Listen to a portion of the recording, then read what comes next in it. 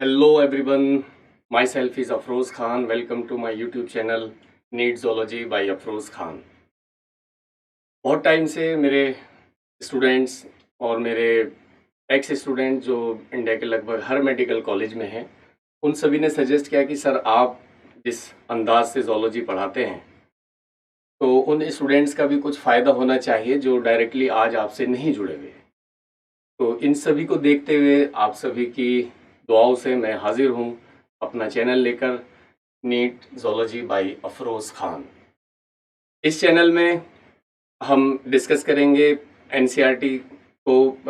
जैसे अगर हम लास्ट ईयर्स के पैटर्न देखें तो जब से एनटीए नीट को कंडक्ट करा रहा है तब से अमूमन हर क्वेश्चंस जो जोलॉजी के 45 क्वेश्चंस आते हैं, 35 कंपलसरी हैं और 10 क्वेश्चंस जो ऑप्शनल में 15 क्वेश्चंस आते हैं उनमें से करने होते हैं। तो अगर हम देखें तो हर क्वेश्चंस, लगभग हर क्वेश्चंस एनसीईआरटी बेस्ड है। लेकिन एनसीईआरटी खुद में अगर हम एनसीईआरटी को स्टडी करना चाहें तो हर लाइन में कुछ है, मतलब हर लाइन बेसिकली एक एक्सप्लेनेशन चाहती है और एक्सप्लेनेशन एक सही अंदाज में हो जाए जिससे कि बच्चों को बहुत लंबे टाइम तक वो चीज़ें याद रहें। उसी को देखते हुए हम स्टार्ट करेंगे जोलॉजी, ताकि आप आने वाले नीट एग्ज़ाम में मैक्सिमम, या हम कह सकता हूँ, मैं गारंटी ले सकता हूँ कि आप 45 क्वेश्चंस करेक्ट अटेम्प्ट कर पाएंगे। हम स्टार्ट करेंगे पहले 11th पोर्शन से। 11th में जैसे 7th chapter that is structural organisation in animals, वहाँ से स्टार्ट करेंगे।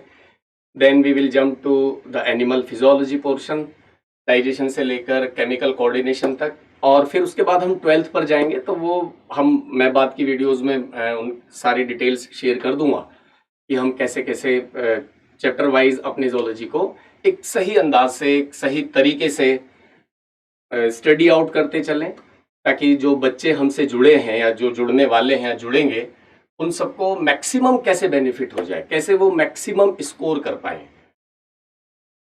तो ठीक है, स्टार्ट करते हैं students with chapter 7 of 11th NCERT, that is structural organization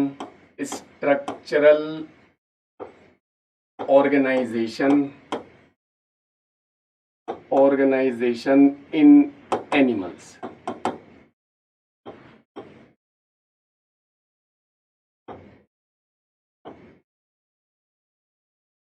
NCERT page number 100, chapter 7। देखो, इस नाम में ना बहुत कुछ छुपा हुआ है। अगर तुम इस नाम पर जाओ तो चैप्टर का नाम बहुत कुछ इंडिकेट कर रहा है। क्या? स्ट्रक्चरल ऑर्गेनाइजेशन इन एनिमल्स, यानी जो जितने भी एनिमल्स हैं, मतलब हम यूनिसेल्युलर से लेकर हम अपनी खुद तक की बात करें तो जितने भी एनिमल्स हैं उनकी बॉडी स्ट्रक्चरली किस वे में ऑर्गेनाइज है।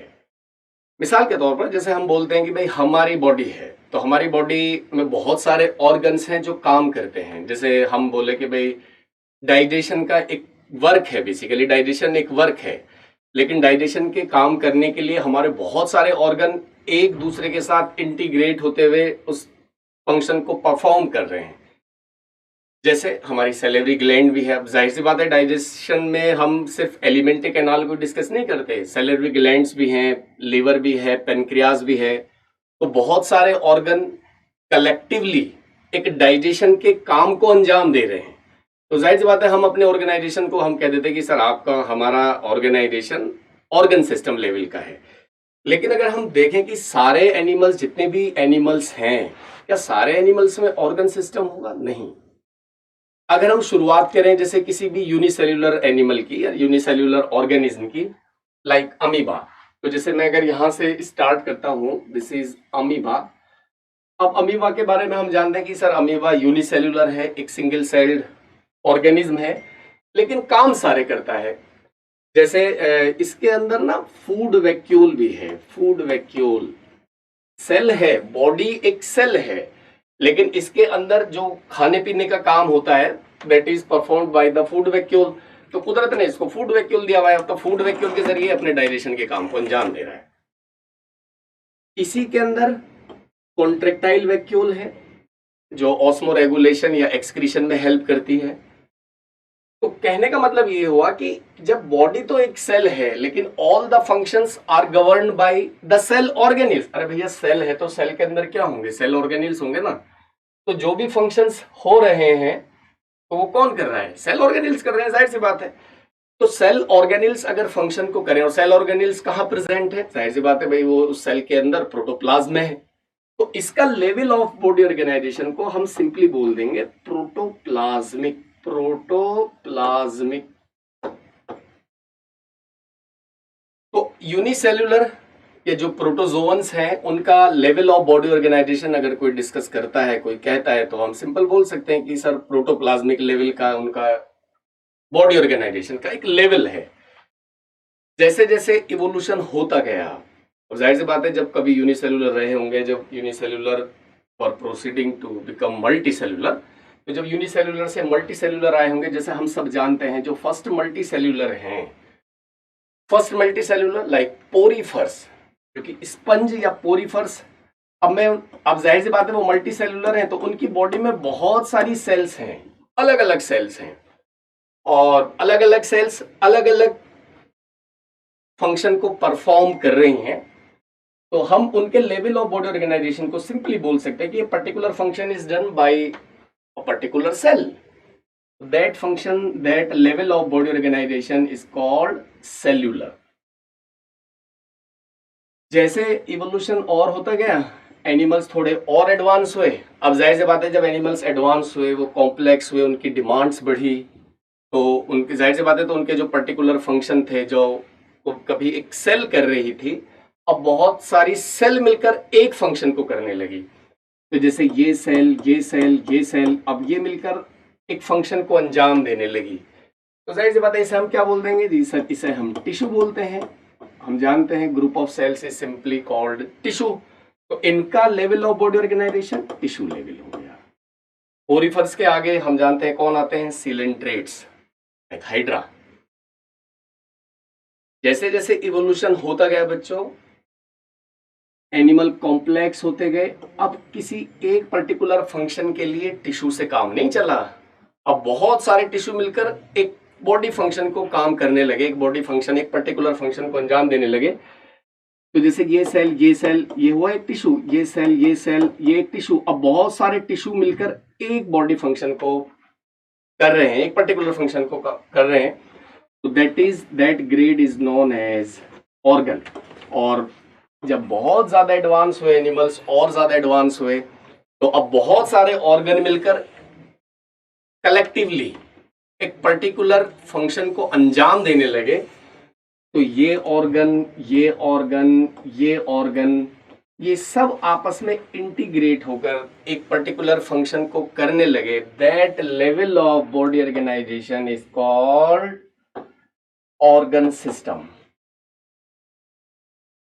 अब एनसीईआरटी, अब ये हम क्यों पढ़ रहे हैं भाई एनसीईआरटी ने ना इंट्रोडक्शन में ये सब कुछ बताया है। पेज नंबर 100 को अगर हम देखेंगे एनसीईआरटी का इंट्रोडक्शन, तो ये सारी चीजें एनसीईआरटी ने ना एक्सप्लेन की हैं विद रिस्पेक्ट टू हाइड्रा हो, या उसने एक वर्ड लिखा है, देखो वो खूबसूरत वर्ड मैं तुम्हें बताता हूँ। एनसीईआरटी एक वर्ड लिखती है मेरे बच्चों, division of labour. Division of labour, देखो डिवीजन ऑफ लेबर पे देखो नाम से ऐसा लग रहा है काम का बंटवारा, यानी जो पर्टिकुलर फंक्शन है वो किस किस के बीच में बटा हुआ है बेसिकली। मतलब एनसीईआरटी ने ये समझाने की कोशिश की कि भाई कोई एनिमल्स है तो वहां पर एक पर्टिकुलर ऑर्गन वर्क कर रहा है, ये एनिमल्स हैं तो यहाँ पर सिर्फ जो फंक्शन है that is limited to the cells only. ये एक एनिमल्स हैं, यहाँ पर फंक्शन को बहुत सारे ऑर्गन मिलकर collectively as a whole organ system की फॉर्म में काम कर रहे हैं। तो वो एक वर्ड है डिवीजन ऑफ लेबर। तो इस चैप्टर में जो एनसीईआरटी फोकस करती है बेसिकली, वो फोकस करती है सिर्फ टिश्यू के ऊपर। यहाँ भाई देखो इंट्रोडक्शन बता दे कि एनिमल्स हैं ये, इनमें डिवीजन ऑफ लेबर यहाँ ये इस लेवल का है, तो वो हम जान गए कि किसमें क्या क्या हो सकता है। हालांकि इन चीजों को हम एनिमल किंगडम 4 चैप्टर वहां भी हम डिस्कस करते हैं, लेकिन क्योंकि एनसीईआरटी ने इंट्रोडक्शन में दिया है तो जाहिर सी बात है हमें चीजें समझानी पड़ी। तो डिवीजन ऑफ लेबर, काम का बंटवारा, ये हमें समझ में आ गया। अब हम मूव करते हैं टिश्यू पर। एनसीईआरटी इसमें टिश्यू को डिफाइन करती है 100 पेज पर ही फिर उसके टाइप्स को एक्सप्लेन करती है और उनको हम 1 बाय 1 स्टडी आउट करते चलेंगे। तो let's start with tissue.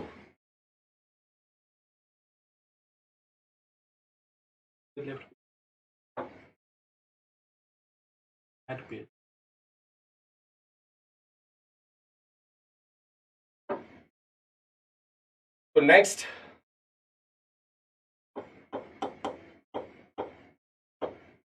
we will discuss about the tissue. What is tissue?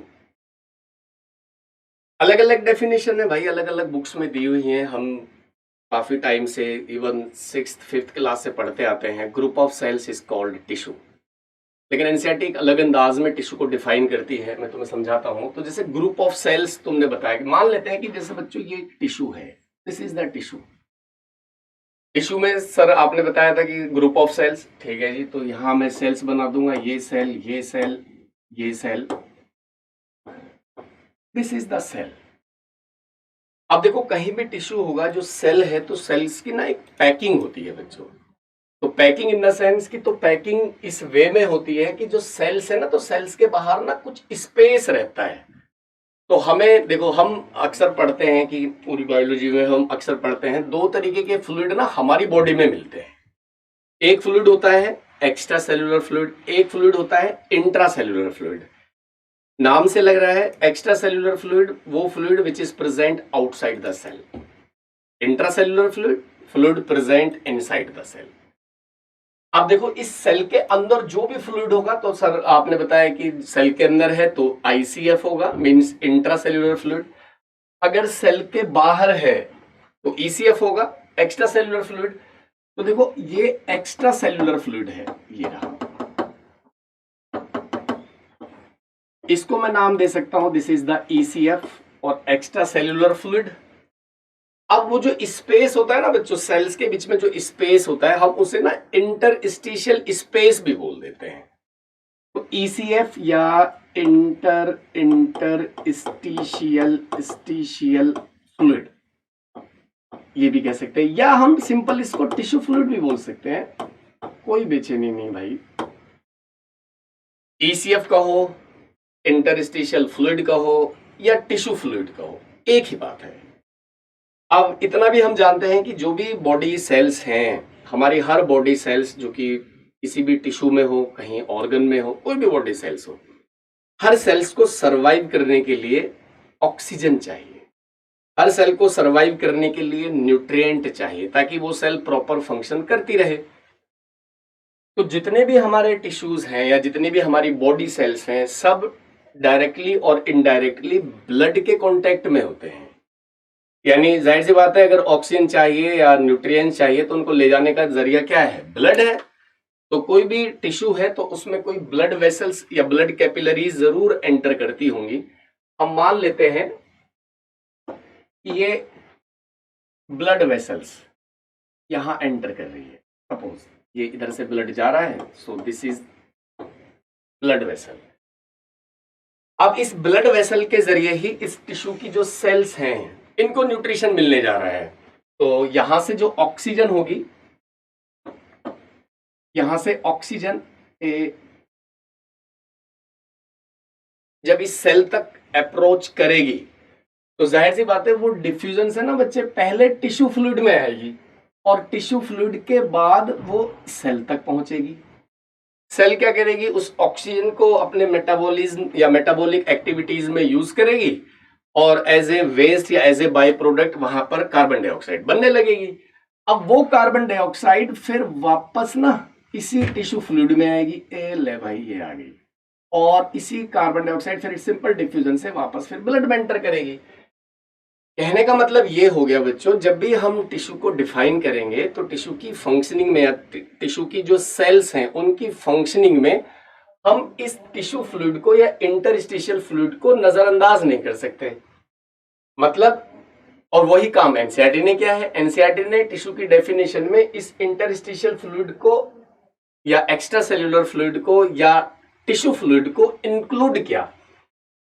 तो जाहिर सी बात है कि अगर हम टिश्यू को डिफाइन करेंगे तो व्हाट इज टिश्यू? तो tissue is the group of cells performing a particular function, group of cells performing a definite या particular function, definite function along with, हाँ देखो इसके लिए सब कुछ बताना पड़ा मेरे बच्चों कि along with what? Interstitial fluid, along with interstitial fluid.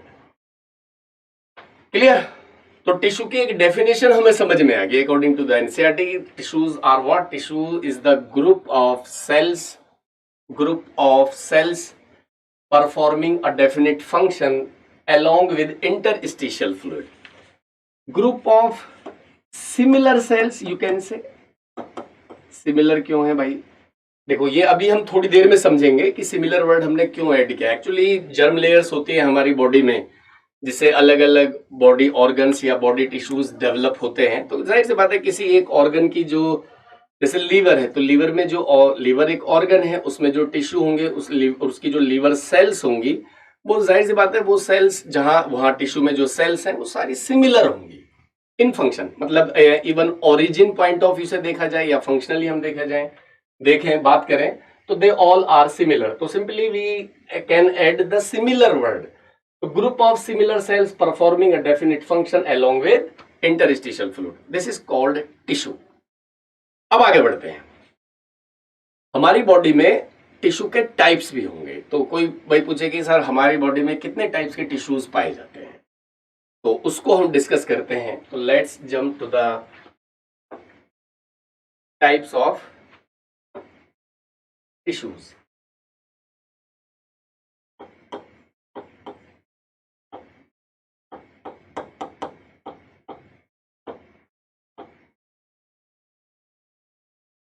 Tissue के टाइप्स,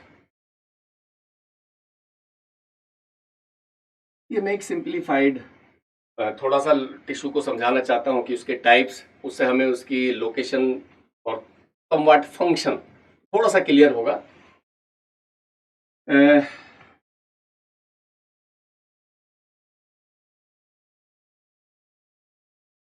मान लेते हैं कि ये एक मैंने डायग्राम बनाया है भाई. ये समीर का डायग्राम बना दिया. समीर मैं नाम लूंगा बच्चों, मेरा भतीजा है. अब now he is recently selected in NEET 22. अभी उसे हाल में मेडिकल कॉलेज मिला है. तो मैं उसी को मतलब एक मॉडल मानते हुए चीज़ों को डिस्कस कर लेंगे. तो मान लेते हैं कि समीर भाई हैं और ये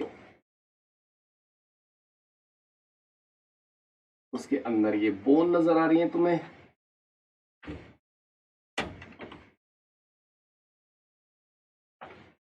देखो एक आंख और बना दो भाई. जैसे हम मान लेते हैं कि ये एक मॉडल है समीर, जैसा मैं नाम दे रहा हूं तुम्हें. ये क्या है भाई? ये उसका ना ब्रेन है. तो ब्रेन और ब्रेन इटसेल्फ अ टिश्यू. तो brain comes under what type of tissue? Brain comes under nervous tissue. तो दैट इज नर्वस टिश्यू. मतलब हमारी बॉडी में एक नर्वस टिश्यू हो गया भाई. ठीक है. ये समीर की बाइसेप्स हैं, तो ये muscular tissue. This is muscular tissue. अब देखो बच्चों, जैसे ये एक बोन है, ये बोन है, तो बोन को बोन से कनेक्ट करने वाला टिश्यू, ये बोन और ये बोन, इस दो बोन को आपस में जोड़ने वाला tissue, that is called connective tissue. नाम से जाहिर है भाई, जो दो ऑर्गन को आपस में कनेक्ट करे, बोन को बोन से कनेक्ट करे, मसल्स को बोन से कनेक्ट करे, हमारी स्किन को मसल से कनेक्ट करे. तो नाम से ही जाहिर हो रहा है कि that is connective tissue. Now come to the important type of tissue, fourth type of tissue, that is called epithelial tissue. Epithelial tissue के बारे में बस एक बात याद रखना बच्चों, हमारी बॉडी के जितने भी होलो ऑर्गन्स होंगे ना, होलो ऑर्गन्स, जैसे समीर का पेट खोखला, कि ब्लड वेसल्स खोखले, दिमाग खोखला, हाँ दिमाग में भी कैविटीज होती हैं।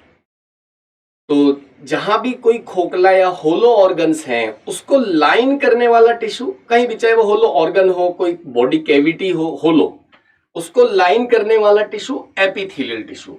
अब जैसे यहां पर क्या है जी, यहां पर मैं बात करूं तो जैसे ये स्टमक है, स्टमक क्या है, होलो है, तो इसको लाइन करने वाला जो टिश्यू होगा, देखो ये रहा, ये रहा, ये बॉडी बॉल, और यहाँ स्पेस है, तो ये कैविटी है जिसमें स्टमक मौजूद है, सीलोम जिसे हम बोलते हैं।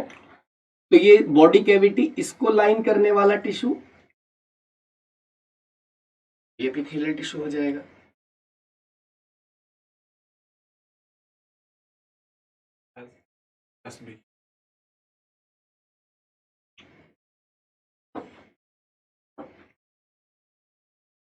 तो this is epithelial tissue.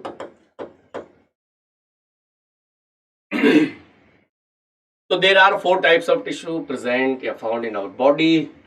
One is nervous tissue, muscular tissue, connective tissue and epithelial tissue. अगर हम बात करें कि यहाँ ना देखो एनसीईआरटी से थोड़ा सा एक्स्ट्रा अगर हम चले तो हमें एक आइडिया लग गया कि सर जो ब्रेन है, स्पाइनल कॉर्ड है, जो हमारी बॉडी में न्यूरॉन्स है जहां भी है तो वो तो नर्वस टिश्यू हो गया, हमारी बॉडी में मसल्स है तो मस्कुलर टिश्यू हो गया, 2 ऑर्गन को कनेक्ट करने के लिए, सपोर्ट करने के लिए कनेक्टिव टिश्यू हो गया, होलो ऑर्गन को लाइन करने के लिए एपिथेलियल टिश्यू हो गया। तो मतलब हमें ये बातें सारी समझ में आ गई, ठीक है। अब हम थोड़ा सा एनसीईआरटी से थोड़ा सा एक्स्ट्रा बढ़े तो एक्चुअली यहाँ तो एनसीईआरटी मेंशन नहीं करती, लेकिन कहीं ना कहीं वो कुछ ऑर्गन्स के ओरिजिन को एक्सप्लेन करती है। वो एनसीईआरटी 28 चैप्टर में लोकोमोशन मूवमेंट में मसल के ओरिजिन को भी बताती है कि muscular tissue is mesodermal in origin, कहीं पर वो ग्लैंड्स को भी एक्सप्लेन कर देती है। तो हमें ना, हम अगर यहाँ टिश्यू को थोड़ा सा अगर यहीं पर हम पता चल जाए तो थोड़ा आसानी रहेगी। हम ऐसे बोल देते हैं कि nervous tissue is ectodermal in origin, nervous tissue is ectodermal in origin, muscular tissue mesodermal होता है, कनेक्टिव टिश्यू ये भी मीजोडर्मल होता है भाई। अगर एपिथेलियल टिश्यू की बात करते हैं, एपिथेलियल टिश्यू में be ectodermal, may be endodermal और may be mesodermal in origin. अरे सर ये तो बता दो ये है क्या भला, एंडोडर्मल, एक्टोडर्मल, मीजोडर्मल, ये मैं तुम्हें समझाता हूं। देखो होता क्या है बच्चों कि जब हमारी जिंदगी की शुरुआत होती है स्पर्म्स और ओवा के फ्यूजन से, जब जाइगोट बनता है, तो जाइगोट जैसे ही इम्प्लांट होता है, भाई हम जानते हैं कि फर्टिलाइजेशन फैलोपियन ट्यूब में होता है, जाइगोट बनता है तो जाइगोट ट्रेवल करते हुए वो यूट्रस में इम्प्लांट कर जाता है। तो इम्प्लांटेशन के बाद जब जाइगोट में डिवीजन होते हैं ना, डिवीजन, तो जाइगोट की जो शुरुआत वाली सेल्स होती हैं वो इम्प्लांटेशन के बाद अपने आप को ना 3 लेयर में अरेंज कर लेती हैं। तो मैं तुम्हें समझा रहा हूं बच्चों ये ओरिजिन क्या है इसके बारे में। तो जाइगोट जब डिवाइड मतलब इम्प्लांटेशन के बाद, इम्प्लांटेशन मतलब जब वो यूट्रस में एंटर कर गया उसके बाद जब जाइगोट अपने आप को डिवाइड कर लेता है, तो डिवाइड करने के बाद जाइगोट मतलब इम्प्लांटेशन के बाद जाइगोट की जो शुरुआत वाली सेल्स हैं वो सारी सेल्स अपने आप को ना 3 लेयर में अरेंज कर लेती हैं, 3 लेयर में। तो ये रे भाई, ये हमने बना ली 3 लेयर्स। अब ये स्टार्टिंग में ऐसा होता है। तो इन 3 लेयर्स के बनने के बाद हमारी जो सारी बॉडी होती है ना, सारी बॉडी के सारे ऑर्गन्स इन्हीं 3 लेयर से डेवलप हो जाते हैं, इसीलिए इनको बोल देते हैं हम जर्म लेयर। तो they are called germ layers. अब इनका ना नाम देते हैं। अब जाहिर सी बात है कोई भी बता सकता है कि जो जर्म लेयर्स, जो सेल्स टॉप पोजीशन पर होंगी वो क्या कहलाएंगी, एक्टोडर्म कहलाएंगी, नाम से ही लग रहा है। जो सबसे नीचे होंगी तो वो एंडोडर्म कहलाएंगी। डर्म का मतलब लेयर से ही होता है, स्किन से होता है, डर्मा। एंडो मतलब इनसाइड। जो बीच में होंगी मतलब जो मिडिल वाली है तो ये क्या कहलाएगी, ये मीजोडर्म कहलाएगी। सो जब एम्ब्रियोनिक डेवलपमेंट होता है, हमारी शुरुआत होती है, तो जाइगोट में इम्प्लांटेशन के बाद ये 3 जर्म लेयर्स सबसे पहले तैयार होती है, एक्टोडर्म, एंडोडर्म और मेसोडर्म। और इसी तीनों जर्म लेयर से हमारी बॉडी के अलग अलग टिश्यू, ऑर्गन, सब कुछ डेवलप होता है। हम ये कहते हैं कि हमारा हार्ट मेसोडर्मल है। तो अब तुम्हें ये पता होना चाहिए कि हार्ट इज मेसोडर्मल का मतलब सीधा सीधा ये हुआ कि हार्ट जो डेवलप हुआ है वो जो मिडिल वाली सेल्स की लेयर है, इनसे डेवलप हुआ। तो simply we can say heart is mesodermal.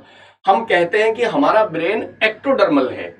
तो ब्रेन यानी नर्वस टिश्यू या ब्रेन जो एक्टोडर्मल है, तो वो जो जर्म लेयर में जो टॉप मोस्ट वाली लेयर है उससे डेवलप हुआ। हम कहते हैं कि हमारा लीवर एंडोडर्मल है, तो लीवर इससे डेवलप हुआ है। तो इसमें हम ये नहीं कह सकते भाई इसमें मतलब ये तो याद रखना ही पड़ेगा हमें कि नर्वस टिश्यू एक्टोडर्मल है, मस्कुलर टिश्यू मेसोडर्मल है, कनेक्टिव टिश्यू मेसोडर्मल है। लेकिन सर एपिथेलियल टिश्यू एक्टोडर्म से भी डेवलप होता है, एंडोडर्म से भी डेवलप होता है और मेसोडर्म से भी डेवलप होता है। ये याद रखना है हमें। ये कैसे सर, इसको थोड़ा सा समझाओ। देखो, हमने ये कहा कि हमारी बॉडी में ब्लड वेसल्स हैं। ब्लड वेसल्स ये हमारी ब्लड वेसल्स, और ब्लड वेसल्स होलो है। जाहिर सी बात है, जब होलो है तो उसको लाइन करने वाला टिश्यू एपिथेलियल टिश्यू होगा। लेकिन हम ये भी कहते हैं कि जो हमारा पूरा सर्कुलेटरी सिस्टम होता है, वो पूरा सर्कुलेटरी सिस्टम ना मेसोडर्मल ओरिजिन का होता है, मेसोडर्मल का। तो जाहिर सी बात है, जब ब्लड वेसल्स की हम बात करेंगे, ब्लड वेसल्स में एपिथेलियल टिश्यू की बात करेंगे, तो वो भी तो मेसोडर्मल होगी, नहीं होगी? समझे कुछ भाई? जब सारा सर्कुलेटरी सिस्टम ही मेसोडर्म से डेवलप हुआ, तो वहां का जो एपिथेलियल टिश्यू होगा तो वो भी तो मेसोडर्मल होगा। तो वहां एपिथेलियल टिश्यू मेसोडर्मल ओरिजिन का हो गया। हम अपने स्टमक की बात करते हैं। हमारा स्टमक होलो है, उसको लाइन करने वाला टिश्यू एपिथेलियल टिश्यू। तो वो एपिथेलियल टिश्यू का ओरिजिन कोई पूछे, क्योंकि सारा स्टमक एंडोडर्मल है, तो वहां पर एपिथेलियल लाइनिंग भी उसका ओरिजिन क्या हो जाएगा? एंडोडर्मल। ब्रेन हमारा खोखला है। मैंने पहले बताया कि भाई दिमाग खोखला है। खोखला इन द सेंस कि वहां पर कैविटीज हैं, होलो है। अब वो जो ब्रेन में जो कैविटीज है, ब्रेन खुद सोचो, brain itself ectodermal in origin, और ब्रेन की जो कैविटीज होंगी तो उन कैविटीज को लाइन करने वाला टिश्यू फिर एपिथेलियल टिश्यू आ गया। तो वो एपिथेलियल टिश्यू का ओरिजिन वहां क्या हो जाएगा? एक्टोडर्मल। तो इस पॉइंट ऑफ व्यू से हम बोल सकते हैं कि एपिथेलियल टिश्यू बेसिकली जिस होलो ऑर्गन को वो लाइन कर रहा है, जिस पर्टिकुलर ऑर्गन को वो लाइन कर रहा है, उस ऑर्गन का जो ओरिजिन होगा वही एपिथेलियल टिश्यू का ओरिजिन हो जाएगा। तो एपिथेलियल टिश्यू में भी एक्टोडर्मल, एंडोडर्मल और मेसोडर्मल। मेरे हिसाब से ये तुम सबकी समझ में आएगा बच्चों। हम आगे बढ़ते हैं। हम इस चैप्टर में ना 1 बाय 1 सारे टिश्यूज को कवर करते चलेंगे। एपिथेलियल टिश्यू पढ़ेंगे, हम कनेक्टिव टिश्यू पढ़ेंगे, मस्कुलर टिश्यू को हालांकि एनसीईआरटी में 20th चैप्टर जब हम पढ़ते हैं लोकोमोशन मूवमेंट, तो वहां भी मसल्स के बारे में डिटेल में बताया गया है। वहां तो हम और पढ़ेंगे, लेकिन जो एनसीईआरटी में है यहाँ पर थोड़ा टाइप्स ऑफ मसल्स वो पढ़ लेंगे। नर्वस टिश्यू का एक इंट्रोडक्शन टाइप का वो हम देख लेंगे, वरना 21st चैप्टर में नर्वस टिश्यू फिर डिटेल में हम डिस्कस करेंगे। तो मेन फोकस रहेगा हमारा एपिथेलियल टिश्यू और कनेक्टिव टिश्यू के। So let's start with epithelial tissue. हम एपिथेलियल टिश्यू से स्टार्ट करेंगे।